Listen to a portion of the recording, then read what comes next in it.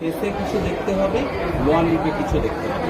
ঠিক আছে, আমি একটু প্রথমে আপার লিম্ব দেখাবো, পরে লোয়ার লিম্ব দেখাবো, পরে আমি ফেসটা দেখাবো। আচ্ছা, দুই হাতটা এরকম করেন তো বাবা, চেষ্টা করেন, পাচ্ছেন।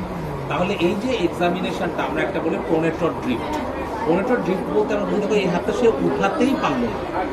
There is obvious weakness involving the right side of the upper limb. Okay? প্রোনেটর drifting জিনিসটা কি? ধরো আমি এই হাতটা এভাবে রাখলাম, এখন যদি এই সাইডে কোনো উইকনেস থাকে তাহলে হবে কি, এটা আস্তে আস্তে এখন কি পজিশন আছে, হাতটা সুপাইনেটেড না প্রোনেটেড? প্রোনেটেড। তাহলে আমার এটা কি পজিশন? সুপাইনেটেড। তাহলে আমি যখন দুই হাতটা এভাবে রাখবো, বলে চোখটা বন্ধ করব, কোনো একটা দিকে যদি উইকনেস থাকে এই হাতটা প্রোনেশন হয়ে ড্রিফট হয়ে যাবে, নিচের দিকে নেমে যাবে। There will be clear asymmetry. তার মানে এই পেশেন্টের pronator drifting is one of the feature of stroke in the আপার।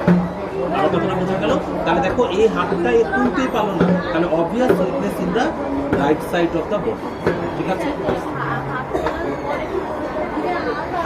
একটা ধরো মাইনর আছে, উইকনেস আছে, মাইনর উইকনেস আছে, তুমি এরকম করলা, দুই হাতটা এরকম করলা, সুপাইনেশনে রাখলা, কোনো একদিকে উইকনেস আছে, এটা প্রোনেশন হয়ে নিচের দিকে নেমে যাবে, এটাকে আমরা বলি প্রোনেটর ড্রিফটিং। আবার কথা বোঝা গেল? উনার তো একদম অবভিয়াস এক সাইডের হাত মরাতেই পারে না, চোখ বন্ধ করার পর হবে, চোখ বন্ধ করে পড়ার পরে। কিন্তু ইনার ক্ষেত্রে আসলে যখন তুমি করবে এক হাত উঠাচ্ছে আরেক হাতে তুলতেই পারছে না, তাহলে then obvious weakness in the right side of the body, obvious. Okay, আমি এখন কি দেখবো? রাইট সাইডে কিছু এক্সামিনেশন করে দেখবো। আমি কি দেখতে পারি? জার্কগুলো। জার্কগুলো যখন আমি দেখবো আরো শক্ত, হ্যাঁ, আমি এখানে দেখছো দেখছো কিরকম কন্ট্রাকশন করছে, তাহলে জার্কস আর এক্সাজারেটেড। কিন্তু আমি এখানে ধরো এখানে এটাই আজকে দেখুন ওরকম এক্সাজারেটেড না, আমি ধরো এখানে আজকে লাগবে না, এখানে এই যে এখানে একটু কন্ট্রাকশন আছে কিন্তু এক্সাজারেটেড না। কিন্তু এখানে তুমি দেখো যে একদম হাতটা যদি আমি টেন্ডনটা প্যালপেট করি, দেখছো কিরকম রিস্ক, তাহলে দের ইজ গ্রসলি জার্কটা ইনক্রিজ। দেখো এখানেও ট্রাইসেপ জার্কটা ইনক্রিজ, এখানে সুপাইনেটরের কন্ট্রাকশন দেখছো, এখানে কিন্তু সে তুলনায় এটা নর্মাল, আমি বলবো নর্মাল বলবো, বাট এটা এক্সাজারেটেড। বুঝছো? পেশেন্টের হফম্যান দেখে আপার লিমিট, তাই না? হফম্যান দেখো এই কন্ডিশনে, হফম্যান মানে কি ছিল? হফম্যান মানে আমি করছি, এভাবে করলে পেশেন্টের তুমি হাতটাকে নর্মালি রাখো, ঠিক আছে? এভাবে দেখি তোমার কি হাতে কোনো দুর্বলতা আছে? আচ্ছা, যখন আমি হফম্যান দেখবো আমি হাতটা এভাবে ধরে এরকম করব, এরকম করলে এই আঙ্গুলটা কন্ট্রাক্ট করবে, এভাবে হাতটা নর্মালি রাখে, আমি এটা ধরে এই যে দেখছো বুড়ো আঙ্গুলের দিকে তাকাও, কন্ট্রাকশন হচ্ছে না? অবভিয়াস কন্ট্রাকশন হচ্ছে না? বুড়ো আঙ্গুল আর এই ইন্ডেক্স ফিঙ্গারের, this finger will be contracted. তেমন কোনো মুভমেন্ট নেই, দেখছো এই আঙ্গুলের দিকে তাকাও, কোনো মুভমেন্ট নেই। বাট এখানে হাতটা দেখি বাবা, দেখছো ফিঙ্গার কন্ট্রাকশন, এই আঙ্গুলটা এভাবে কন্ট্রাক্ট, বুঝছো? তাতে পারলো না, একদম নিচের দিকে পড়ে আছে, প্রোনেটর ড্রিফট দেখার সুযোগ নেই। There is obvious grossly weakness in the right side of the body.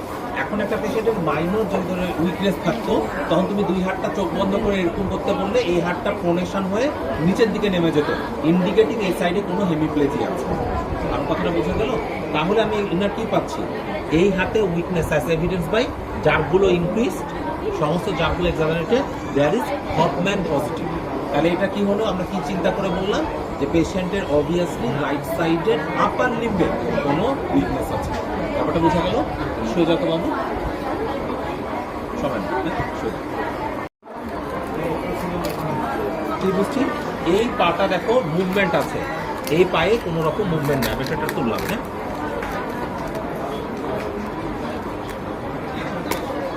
ঠিক আছে, এই পায়ে কোনো মুভমেন্ট, মানে মুভমেন্ট ছিল, এই পায়ে মুভমেন্ট নাই, তার মানে এখানেও কোনো উইকনেস থাকতে পারে। তাহলে আমি এটা একটু জার্কগুলো দেখি। ইউজুয়ালি আমি ধরো লেফট সাইড থেকে দেখছি, আমাকে রাইট সাইড থেকে দেখা হচ্ছে জার্ক ব্রিজ, ঠিক আছে? এখানে অবভিয়াসলি দেখো করলে ক্লোনাস পাওয়া যাচ্ছে, ঠিক আছে? এটাও ব্রিজ। এইদিকে দেখো, তোমরা অলওয়েজ লেফট সাইড থেকে না রাইট সাইড থেকে করবা। হ্যাঁ, এটা একটু বিস্ক আছে, ওরকম না হলে একটু বিস্ক আছে, হ্যাঁ, কিন্তু কোনো ক্লোনাস নাই। হ্যাঁ, ওকে, তাহলে আমি একটু তোমাকে এই যে দেখো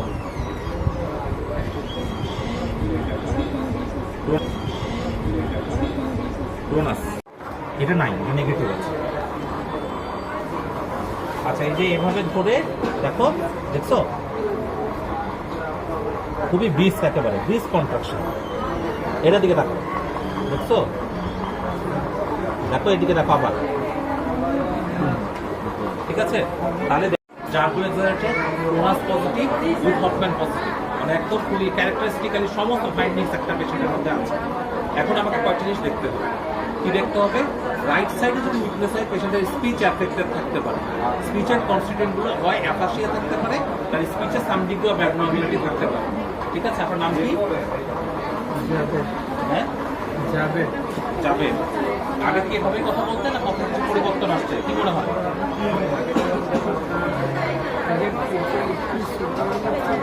হ্যাঁ,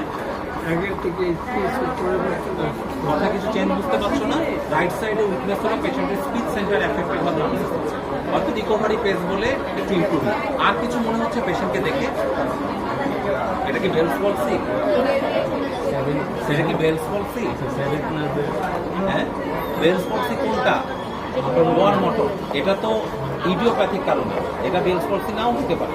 দেখো দাঁত দেখা নেবে, কি করেন, কি করেন, দেখছো এদিকে কোনো মুভমেন্ট নাই। চোখ শক্ত করে বন্ধ করেন তো, আরো চোখ শক্ত বন্ধ করে দেয়। ভ্রু কুচকান তো বাবা, ভ্রু কুচকান, এরকম করেন তো আমার দিকে তাকান, এই যে আমার দিকে তাকান, এরকম এরকম। তাহলে এখানে দেখো ডিঙ্কলিং ইজ নর্মাল। তাহলে এটা প্রবলেম হবে পেশেন্টের দেখো, তার মানে আপার ফাইবারগুলোকে স্পেয়ার করেছে।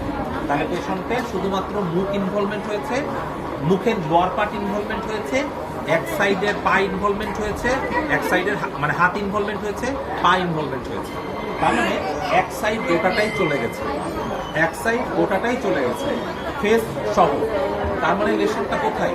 লেশনটা অপোজিট সাইডের সেরেব্রাল কর্টেক্স অথবা ইন্টারনাল ক্যাপসুল। কথা বোঝা গেল? ইন্টারনাল ক্যাপসুল যখন সাপ্লাই দিবে, এটা অপোজিট হাফের লোয়ার হাফ অফ দ্য ফেসকে সাপ্লাই দিবে, প্লাস ইন্টারনাল ক্যাপসুল থেকে যে কর্টিকোস্পাইনাল ট্র্যাকটা বের হওয়ার কথা, এটা মেডুলাতে ক্রস করে অপোজিটে চলে যায়। কথাটা কি বোঝা গেল? স্ট্রোকের পেশেন্টের ক্ষেত্রে I need to check two, ঠিক আছে। একটা, তার motor sensory examination of the upper limb, lower limb and cranial লাব। কারণ দেখো অনেকগুলো ফিচার কিন্তু তুমি এখান থেকে পেয়ে গেলে। তোমার এই ফেসটা দেখেই তুমি বুঝতে পারলা যে পেশেন্টের লেশনে ফেসিয়াল ফাইবারও ইনভলভমেন্ট হয়েছে। তো ফেসিয়াল নাম এক্সামিনেশন না করলে বা ক্র্যানিয়াল নাম এক্সামিনেশন না করলে এটা কিন্তু বুঝতে পারতাম। আমার কথাটা বোঝা গেল? একটা বিষয়। 2 নম্বর বিষয় আমি অ্যাটেন্ড করি, ধরো একটা ইয়াং এজের স্ট্রোক, এটা কিছু রিস্ক ফ্যাক্টর আছে না?